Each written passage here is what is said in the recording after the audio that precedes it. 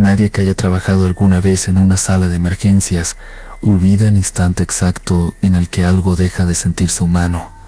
Ese momento sutil en el que el cuerpo entiende antes que la mente que está frente a algo que no debería existir. Esta historia no habla de un crimen común ni de un paciente extraño, sino de una presencia que caminó entre médicos y enfermeros como si la realidad misma se hubiera equivocado. Lo que ocurrió aquella noche sigue siendo negado por los registros oficiales, pero permanece vivo en los recuerdos de quienes sobrevivieron a mirarla. Antes de comenzar, suscríbete al canal Laboratorio del Terror y activa la campana de notificaciones, porque historias como esta no se repiten, se manifiestan. Era junio de 1972, cuando las puertas automáticas del Hospital Cedar se abrieron con un silbido mecánico que nadie consideró importante en ese instante. Una mujer cruzó el umbral caminando despacio, vestida únicamente con un vestido blanco manchado de sangre seca y reciente al mismo tiempo. No gritaba, no pedía ayuda,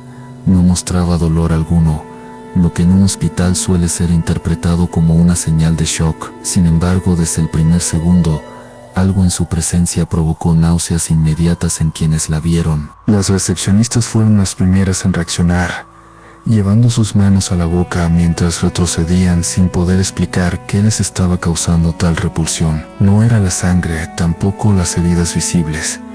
Era su rostro, perfectamente simétrico, inmóvil, carente de cejas y cubierto por una capa uniforme de maquillaje que no mostraba imperfección alguna. Su piel tenía una textura artificial, demasiado lisa, demasiado correcta, como si hubiese sido moldeada y no nacida. Aún así, caminaba con una fluidez inquietante, con movimientos suaves que imitaban a los de cualquier persona viva. Cuando los camilleros se acercaron para asistirla, notaron que no parpadeaba y que su mirada permanecía fija en un punto indefinido del aire. No reaccionó al contacto físico, no mostró sorpresa ni incomodidad cuando fue guiada por los pasillos iluminados con luces blancas que zumbaban suavemente. A cada paso el silencio se volvía más espeso, como si el hospital mismo estuviera conteniendo la respiración. Algunos pacientes desviaron la vista instintivamente, otros comenzaron a llorar sin saber por qué. Fue llevado a una habitación privada, aislada del resto, mientras el personal discutía en susurros la posibilidad de llamar a las autoridades. Durante todo el trayecto, la mujer no emitió sonido alguno, no tensó un músculo, no ofreció resistencia ni colaboración. Era una quietud absoluta, una calma que no transmitía paz, sino una sensación profunda de amenaza latente. Nadie logró sostenerle la mirada por más de unos segundos sin sentir un impulso visceral de huir. Los doctores asumieron que se trataba de un caso extremo de trauma psicológico o una condición neurológica desconocida, aunque ninguno se atrevía a decirlo en voz alta. Al intentar realizar una evaluación básica, comprobaron que no respondía a estímulos verbales ni físicos, no reaccionaba al dolor, no seguía instrucciones simples, no parecía reconocer la presencia de otros seres humanos a su alrededor. A pesar de ello, su respiración era estable y su postura inquietantemente perfecta. Todo cambió en el instante en que intentaron sedarla para realizar estudios más profundos. Sin previo aviso, la mujer se movió con una violencia imposible de anticipar, liberándose con una fuerza que superaba con creces la de una persona promedio. Varios enfermeros tuvieron que lanzarse sobre ella para inmovilizarla, sus manos temblando mientras luchaban contra algo que no comprendían. Lo más perturbador era que incluso en ese momento su rostro permanecía completamente inexpresivo. Entonces ocurrió lo que se hallaría esa noche como una de las más aterradoras en la historia no escrita del hospital. La mujer giró lentamente la cabeza hacia el médico principal y sonrió. No fue una sonrisa humana, no fue un gesto de burla ni de dolor, fue una revelación. Donde deberían haber estado sus dientes, había largas puntas de metal afilado, demasiado extensas para cerrar la boca sin clavarse en sus propias encías. El pánico fue inmediato y absoluto. Los enfermeros soltaron su agarre y salieron corriendo, algunos gritando, otros en completo silencio, dejando la habitación como si el aire se hubiese vuelto venenoso. El médico cayó hacia atrás incapaz de apartar la vista, su cuerpo paralizado por un terror primitivo. En ese instante entendió que lo que estaba frente a él jamás había sido una paciente. Mientras los pasos apresurados de seguridad comenzaban a escucharse a lo lejos por el pasillo, la mujer se incorporó lentamente. Sus movimientos eran antinaturales, demasiado controlados, como los de algo que aprendió a moverse observando, no viviendo. Sus ojos, completamente negros, carecían de reflejo alguno, como pozos sin fondo, donde no habitaba la vida. Se inclinó hacia el doctor, acercando su rostro, hasta quedar a centímetros del suyo. Cuando habló, su voz no tenía emoción, no tenía inflexión, no tenía humanidad. Pronunció las palabras con una calma absoluta, como si estuviera afirmando un hecho innegable y eterno. Dijo que ella era Dios. El médico perdió el conocimiento en ese instante, y cuando la seguridad irrumpió en la habitación, no encontraron a nadie más que un silencio imposible de explicar. La mujer nunca fue vista de nuevo. No hubo grabaciones, no hubo registros médicos completos, no hubo informes oficiales que coincidieran entre sí. Solo quedaron los testimonios fragmentados de quienes estuvieron allí, personas que jamás volvieron a ser las mismas. Y aunque el hospital siguió funcionando como si nada hubiera ocurrido, algunos aseguran que en ciertas noches las puertas automáticas se abren solas, esperando que algo regrese. Cuando el médico despertó horas después, lo hizo con la certeza absoluta de que algo esencial en su percepción del mundo se había roto de manera irreversible. Estaba solo, acostado en una camilla distinta, con luces apagadas y un silencio que no pertenecía a un hospital en funcionamiento. Su garganta ardía como si hubiese intentado gritar durante mucho tiempo, aunque nadie recordaba haberlo escuchado. Lo primero que pidió fue que cerraran la habitación donde había estado la mujer, pero nadie supo decirle de qué habitación hablaba. Los reportes oficiales comenzaron a contradecirse desde el primer momento, como si cada persona hubiese vivido una noche diferente bajo el mismo techo. Algunos aseguraban que nunca hubo una paciente con esas características, otros afirmaban haber visto a una mujer herida que abandonó un lugar por su cuenta. Los registros de ingreso estaban incompletos, las hojas clínicas aparecían en blanco o con nombres tachados. Era como si la realidad misma hubiese decidido borrar su paso con torpeza deliberada. Todos los enfermeros que huyeron de la habitación fueron interrogados por separado, pero ninguno logró dar un testimonio coherente sin quebrarse emocionalmente. Todos coincidían en una sola cosa: esa sonrisa no pertenecía a ningún ser humano que hubieran visto antes. Varios renunciaron esa misma semana, incapaces de volver a caminar por los pasillos sin sentir que algo los observaba desde los reflejos del vidrio. Uno de ellos confesó que desde esa noche soñaba con maniquíes moviéndose cuando nadie los miraba. El médico principal intentó retomar su rutina, convencido de que lo ocurrido había sido una alucinación colectiva inducida por el estrés. Sin embargo, cada vez que cerraba los ojos, veía sus dientes metálicos acercándose lentamente, escuchando esa voz plana, afirmando una verdad imposible. Comenzó a notar detalles que antes ignoraba, como la manera en que algunas personas parecían moverse de forma demasiado precisa. La idea de que algo pudiera imitar a la perfección a un ser humano empezó a consumirlo. Días después, seguridad revisó las grabaciones de las cámaras del hospital, esperando encontrar al menos una explicación visual. Lo que hallaron fue aún peor, ya que en los horarios correspondientes solo aparecían imágenes estáticas, congeladas en un solo cuadro durante largos minutos. No había rastro de interferencia eléctrica ni fallos técnicos registrados.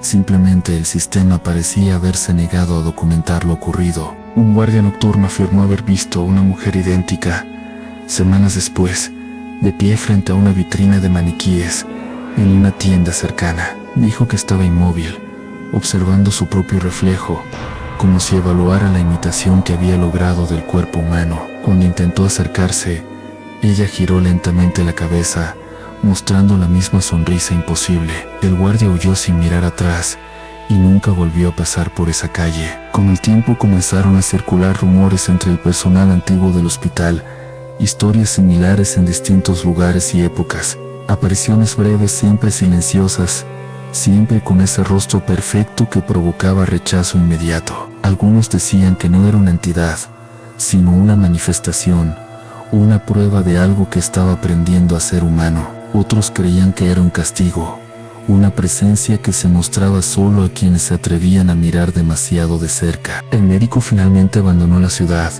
incapaz de convivir con la sensación constante de estar siendo observado por algo que entendía su forma, pero no su esencia. Antes de irse dejó una nota sellada en su antiguo despacho, con instrucciones de no abrirla hasta después de su muerte. En ella advertía que, si la mujer volvía a aparecer, no debían intentar detenerla. Decía que no estaba allí para ser curada, sino para comprobar algo. Hasta el día de hoy no existe un cierre oficial para el caso de la mujer maniquí.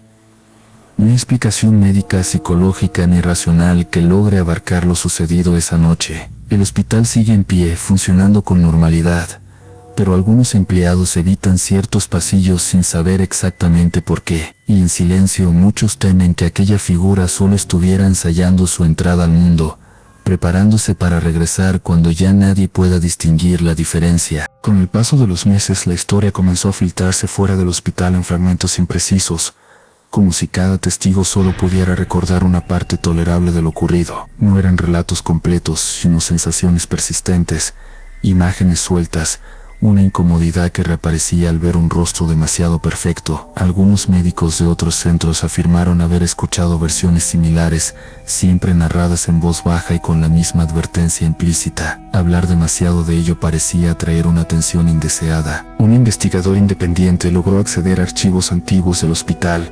documentos que no figuraban en los inventarios oficiales. Entre informes mal archivados encontró menciones a otros casos inexplicables ocurridos décadas atrás, siempre descritos con términos vagos y diagnósticos inconclusos. Pacientes sin identidad clara, sin reacciones emocionales, con una calma antinatural frente al dolor. En todos los casos los expedientes se cerraban abruptamente y el personal involucrado abandonaba su puesto poco después. Lo inquietante era que las descripciones físicas coincidían de forma inquietante, como si se tratara de la misma presencia adaptándose al paso del tiempo.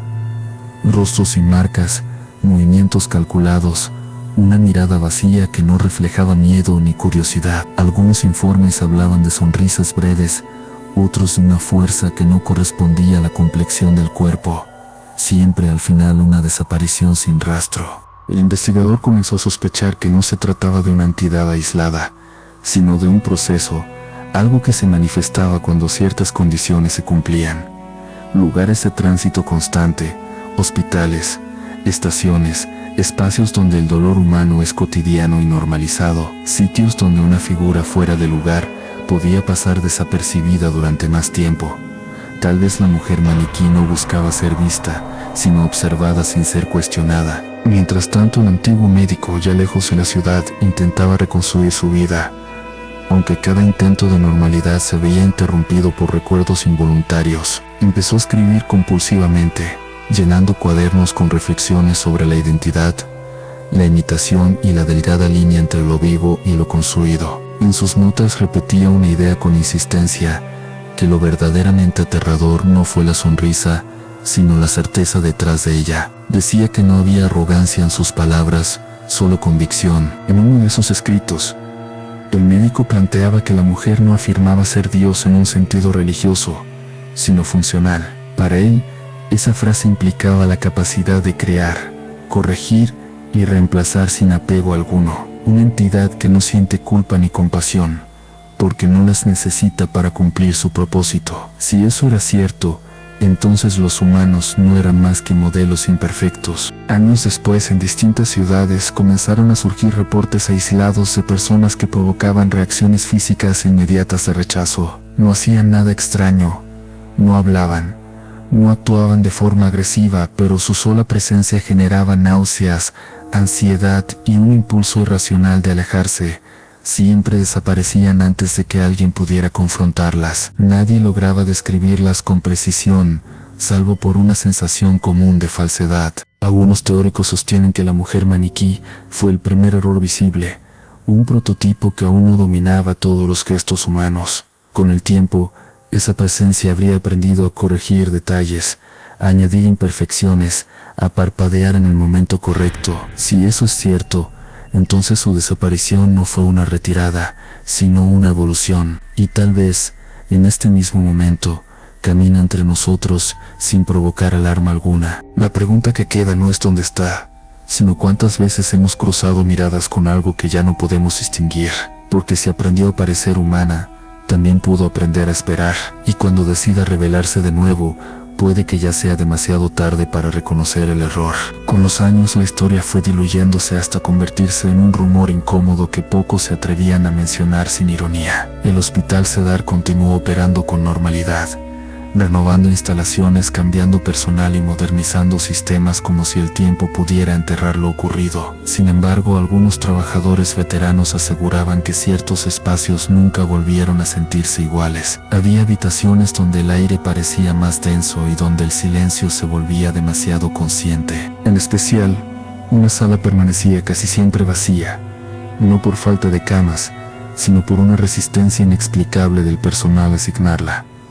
Quienes entraban sentían una presión en el pecho, una sensación de estar siendo evaluados por algo que no necesitaba moverse. No había fallas estructurales ni registros de incidentes, pero nadie lograba permanecer allí más de unos minutos. Era como si el lugar recordara mejor que las personas. El investigador independiente desapareció antes de publicar sus hallazgos, dejando solo copias incompletas de documentos y grabaciones inconclusas. Su última anotación conocida hablaba de un patrón definitivo, de una presencia que no buscaba dominar ni destruir, sino comprender. Según él, la mujer maniquí era una observadora, una entidad que aprendía del dolor humano para perfeccionar su imitación. No veía a las personas como víctimas, sino como referencias. El médico murió años después en circunstancias naturales, pero su nota sellada fue abierta tal como él lo había pedido. En ella advertía que el mayor error fue intentar tratarla como algo enfermo o anómalo. Escribió que no estaba perdida, ni confundida, ni fuera de lugar.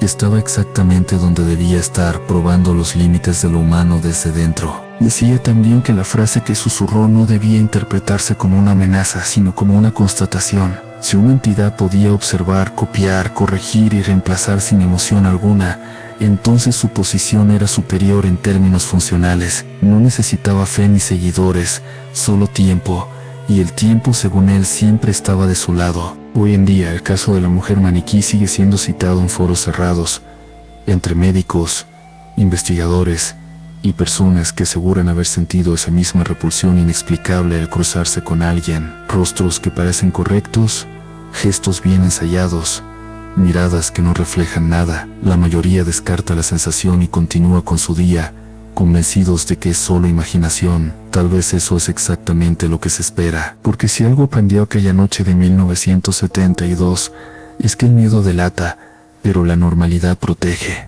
Y mientras más perfecta sea la imitación, menos razones tendremos para cuestionarla. Quizás la mujer maniquí nunca se fue, quizás solo dejó de cometer errores. Y si un día vuelves a sentir náuseas al mirar a alguien sin razón aparente, tal vez sea tu instinto intentando advertirte. Si llegaste hasta aquí, suscríbete al canal Laboratorio del Terror y activa la campana de notificaciones, porque hay historias que no terminan cuando se narran, sino cuando finalmente deciden repetirse.